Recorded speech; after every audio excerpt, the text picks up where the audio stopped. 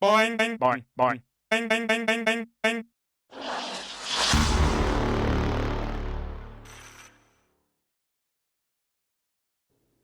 Good morning, good afternoon, or good evening, everybody. This is David Esquire coming to you live from EPHQ EPHQ with another episode of Raw 365, where we get real, authentic, and at times a bit weird. Today's topic is, and this one's a tough one for some newbies that are out there, but today's topic is how do you tell a story in one frame, one picture frame? How do you do it?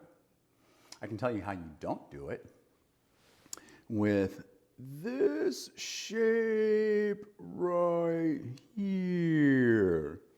You know why? Because there's no action and reaction. That's what I'm talking about.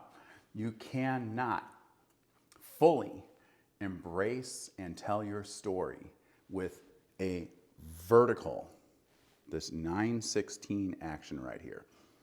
Can't, because you don't have enough room to do the action and the reaction. It is key, it is absolutely key, which is one of the reasons why when you're second shooting with me, I will tell you straight up before you even take one picture, I need 90% minimum landscape, horizontal, except for my still never recovered broken finger from wiping out in front of the Guthrie Theater when I was filming How I Became the Caffeinated Photographer. So, but for real though, it is imperative for you guys and gals, get out there and start shooting in this manner, not this manner, but this manner, the horizontal landscape manner. You can tell so much more of your story that way. What do you think? Do you think you can tell more story in this particular frame format? If you do, share downstairs in the kilt zone and let's wrap it up. Oh, yeah. So that's it, and this is David Esquire coming to you live from EPHQ